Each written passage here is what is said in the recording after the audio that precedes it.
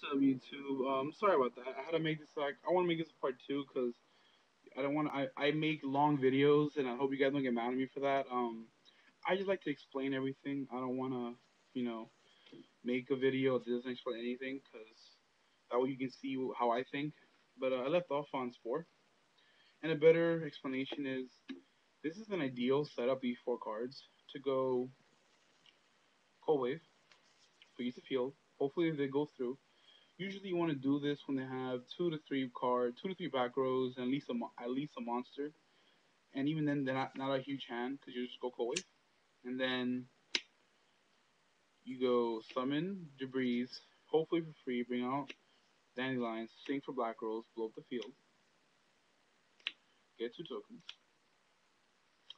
Then having spore in the grave, you can either remove a lone fire, you just remove the dandelion, which is it's okay. You don't always have to remove lone fire for this card. A lot of people think that. It's fine if you remove dandelion as long as the situation presents itself that way. So remove dandelion, bring out spore, synchro with two tokens for six. Ideally, if you did cold wave, their hand count isn't big and they don't have many outs in the graveyard. You want to go for Bionic, just because with him on the field, they're just really gonna set a monster and pass, unless they have some kind of outrageous out in their hand, which allows you just to go more aggressive when you can go just draw. You can either bounce it back and then go for another big hit of damage, or even stop things from dropping a gorge on you.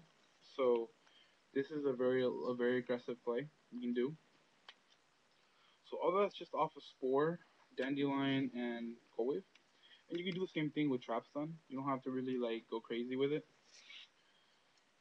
Ideally, it's Cold Wave just so that we won't be able to set after. Another play you can do, which is obvious, Foolish, opening hand, or any time at all. Foolish, send Dandelion to the grave, get two tokens. Okay.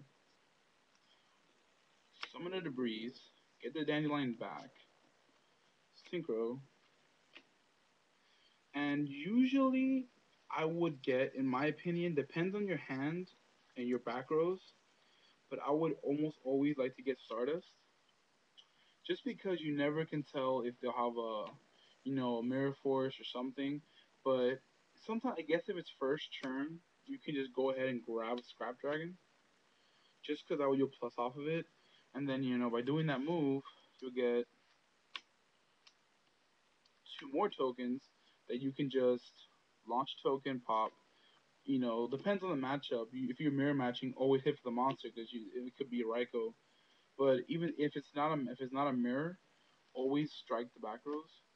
Just keep on sniping. So this is a great option if you're going first. But if you're in the mid duel and have back rows, I would always suggest going for Stardust because you never want to get bottomless and or torrential. And torrential won't be bad because at least you get two tokens in the way. But it's just you don't want it's easily avoidable. You don't go crazy on it. Okay. Let's see. We have some other plays, just simple plays that sometimes people overlook because it's just they're not always there, I guess. Simple play with Raikou, Hamster. Like you can set up really cool plays by you can either just even though it may not seem sense, like flip over a hamster, switch out your Raikou, then swing with the hamster, and then cause damage. Then you can set your Book of Moon face down, face down. Whenever they summon a monster, they're already gonna know it's a Raikou. So they're already gonna pretty much bring a monster that doesn't matter. So they're gonna attack the Raikou, gonna attack the hamster. And then you can just go chain book. And then most players will be there, right, they'll flip their monster face down, but no, just chain book on your hamster, put it face down, their attack still goes through, so it flips up. Hopefully the hamster will survive, which is a huge plus. And then you gotta search out another Raikou. And look at that. You have two Raikous that are ready to go off that pretty much will cripple your opponent. Because you can do a follow up play with a quick draw for a Nitro Warrior. Because you just flip, sniper back, flip, snipe a back row, and then you can just go into a Kaya's play to remove the monster.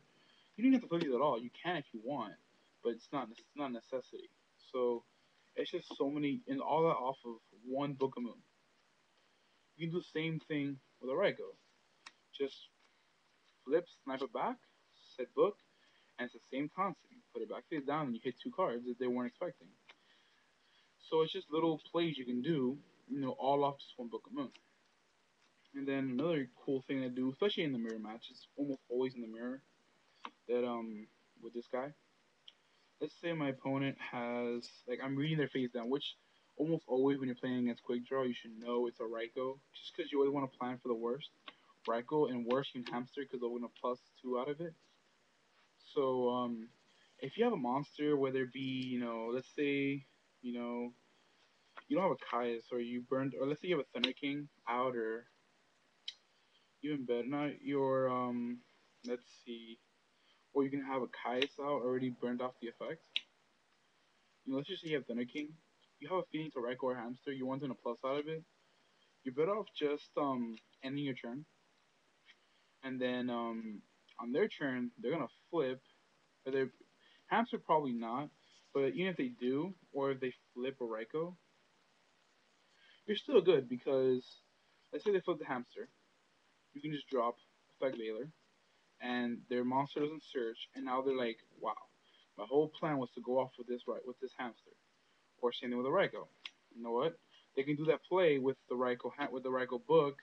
Yes, it'll still work, but they won't be able to get plus two out of it because I Veilered one of them, and then now they're left with a monster. Like, okay, damn, that hurts a lot. So they should probably just set another monster and pass. And the good thing about Effect Veiler is you can plus extremely well out of this card whenever Drill Warrior comes back. When Drill Warrior comes back, you can just put him back in your hand and keep on saving it. You can use this card so much, it's ridiculous. You can use it on a Black Rose to freeze it, which is ideally, but you can do it worse for the salvo with when someone summons the breeze, you just freeze the breeze, and then they're like, wow, this. I'm telling you, there's nothing as bad as summoning the breeze and then just freezing, and the breeze just sits there. Same thing with if you bring back a quick draw. I can freeze a quick draw, not letting you get back a monster. So now you literally minus yourself because you're not getting that plus you discarded for last turn. There's just so many ways. They try to summon a Caius for a quick comeback. You can freeze the same thing with JD, Dark Arm, just so many plays you can do with it. So yeah, that's that. Hope you guys found some of that helpful. Just please leave comments with any questions. Like I said, this is a rough draft, so nothing too crazy. So yeah, so if you guys want to see more of those, let me know. Just don't forget to subscribe, leave me messages, and peace out, YouTube.